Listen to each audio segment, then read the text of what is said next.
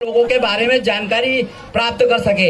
ऐसे ऐसे हमारी समिति ने धार जिले में, जो धार जिले की जो समिति यहाँ खड़ी है, इन्होंने एक प्रयास किया है कि भैया हमको कहीं एक धर्मशाला की भी हमें आवश्यकता रहती है। आप ये बताएं कि ये जैसे आज हम प्रोग्राम कर रहे हैं, आने वाले 20 साल बाद हमें यहाँ जगह ही नहीं मिलेगी तो हम प्रोग्राम कहाँ करेंगे।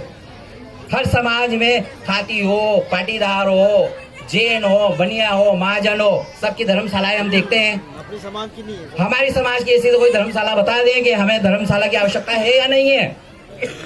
और ये हम आज प्रयास नहीं करेंगे तो हमारे जो आने वाली पीढ़ी है इनको क्या दे पाएंगे। नींव बनाने के लिए हमको 20 साल लग जाएंगे उसको बिल्डिंग बनाने में, तो 20 साल बाद हमारे काम में नहीं आएगी। हम तो पता नहीं कहाँ मर खप जाएंगे, लेकिन वो बिल्डिंग जो काम आएगी हमारे आने वाली जनरेशन के काम में आएगी। तो ऐसे ऐसे हमने कोशिश करी है, प्रयास चल रहा है। धार जिले में, हम धार में जो बाईपास बना हुआ है, ये चिखलिया के जो आपका आसपास जो गांव है, इसके बाईपास पे हमने प्रोसेस डाल रखी है कलेक्टर महोदय धार को कि वहाँ पे हमें धर्मशाला के लिए जमीन लाट की जाए।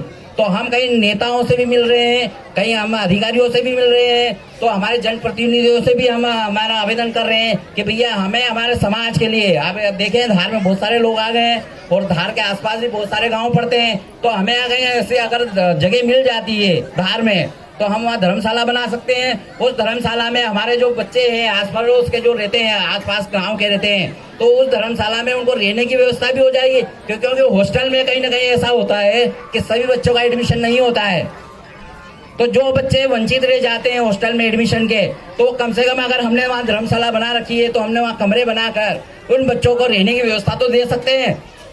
और ये जिम्मेदारी किन की होती है, कोई अलग से नहीं आएगा। आप यूँ सोचे प्रशासन करके दे देगा, कोई दादा बहादुर करके दे देगा, अटेल पटेल करके दे देगा, कोई नहीं करेगा। ये सारी व्यवस्था हमें हमारे समाज को ही करना पड़ेगी, क्योंकि भूख मुझे लगी तो व्यवस्था तो मुझे ही करना पड़ेगी ना। तो ऐसे हमारे समाज बंधुओं से एक विशेष आग्रह है कि आप हम जो लोग, ये जो टीम खड़ी है, ये अपने तन मन धन से लगी हुई है और प्रयास कर रही है हर प्रकार से, तो आप लोगों की भी जिम्मेदारी बनती है कि इनको भी कहीं ना कहीं किसी ना किसी प्रकार का सहयोग दें। और हो सकता है कि कलेक्टर महोदय धार हमें जमीन नहीं दे, क्योंकि आसान नहीं है कोई जमीन देना। उसके लिए हमको कहीं ना कहीं धरना प्रदर्शन भी करना पड़ सकता है, हमें रोड जाम भी करना पड़ सकता है। तो रोड जाम करने के लिए क्या ये 10-12 लोग ही रोड जाम कर देंगे क्या? आप बताएंगे क्या इनके कहने से हो जाएगा क्या? वो कई बार हम देखते हैं कि कहीं रोड जाम कर दिया जाता है तो वहाँ कलेक्टर को आना पड़ता है, एसडीएम को आना पड़ता है और उनकी मांग पूरी करना पड़ती है। तो ऐसे कहीं ना कहीं हमको अगर धार में अगर जगह चाहिए तो आपको सभी तरह से तैयार रहना पड़ेगा। तो क्या आप ये तैयारी में है कि नहीं है? क्या धर्मशाला हमें चाहिए कि नहीं चाहिए? और ऐसा नहीं कि भैया हमने बोल दिया कि भैया कल वहाँ हमको घोड़ा चौपाटी पे चक्का जाम करना है तो खाली 5-7 लोग दिखे, बाकी लोग सब गायब। भले जरूरत इनको ही है, आप लोगों को धर्मशाला की आवश्यकता नहीं है। तो ऐसे हम कहीं ना कहीं समिति में ये जागृति ला रहे हैं और ये समाज हित में हम कहीं ना कहीं प्रयास कर रहे हैं। तो हमें सबको समाज जनों से एक ही विशेष आग्रह है कि आप हमारा भी सहयोग करें कहीं ना कहीं प्रकार से। अगर आप सहयोग नहीं करेंगे तो कोई भी सुधार नहीं हो पाएगा। भैया ये रूढ़िवादिता जो हम चला रहे हैं, ये हमारे भोजन प्रसादी का, या ये जैसे भैया ने अभी हमको यहाँ से एक नया मैसेज मिलाया कि 12 महीने के त्योहार बंद कर दिए जाएंगे। इन्होंने तो कर दिया, लेकिन अब हम अगर इस कार्रवाई को आगे बढ़ाना चाहते हैं तो हमारे घर पे भी ऐसे कार्यक्रम होंगे, वहाँ पे भी हमें ये करना पड़ेगा, जब ही सुधार होगा। खाली एक के करने से थोड़ी सुधार हो जाएगा। कल से मेरे माता पिता अगर शांत हुए तो मुझे भी मेरे घर पे ये काम करना पड़ेंगे। अगर मैं ही नहीं करूँगा तो कैसे सुधार होगा? तो ऐसा हर समाज जन से हमारा एक विशेष निवेदन है कि जब भी इस प्रकार का पगड़ी प्रोग्राम हो, वहाँ पे भोजन में आप साग पूरी और नुक्ती ही रखेंगे। और 12 महीने के त्योहार जो है वो उसी दिन कर दिया है पगड़ी प्रोग्राम में। हम अभी नुक्ता प्रथा बंद नहीं कर रहे हैं। हमेशा आप देखो कि हर समाज ने नुक्ता प्रथा बंद कर दी है।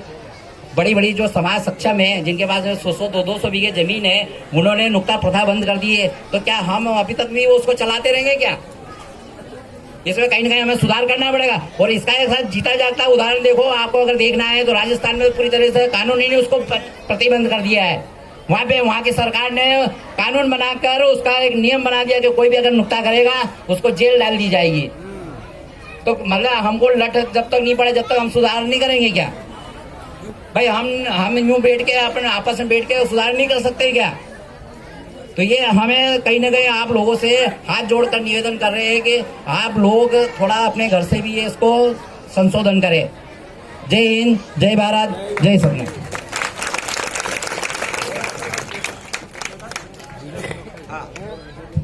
कोशिश की है कि जब भी पगड़ी प्रोग्राम होता है उनकी स्मृति में एक पौधा हम वृक्षारोपण करवाते हैं। तो विजय जी पौधा लेकर आए। और ये जो छीताबाई परिहार है, इनके 4 पुत्र हैं।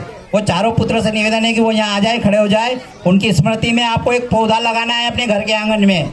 ये पौधा हमने व्यवस्था की है। और आप यूँ समझे कि ये जो छीताबाई परिहार इस पौधे के अंदर जीवित है, ये पौधा यूँ समझे कि आपकी माँ है। आप 1 लोटा पानी कम पीना, पर 1 लोटा पानी सबसे पहले इसमें डालना। जिस दिन ये हरा भरा वृक्ष हो जाए, बड़ा हो जाएगा, आप यूँ समझना है हमारी माँ जिंदा हो गई है इसमें। तो आपको इसकी सब विशेष करके चारों भाइयों को इसकी सेवा चाकरी करना है। प्रकृति का भी हमें ध्यान रखना है, क्योंकि पेड़ कटते जा रहे हैं, पेड़ लगाने की कोई सोचता नहीं है। तो हमारी यह समिति ने कि ये मुहिम भी छेड़ रखी है कि हम पौधारोपण भी करेंगे। सभी लोग आ जाओ इधर।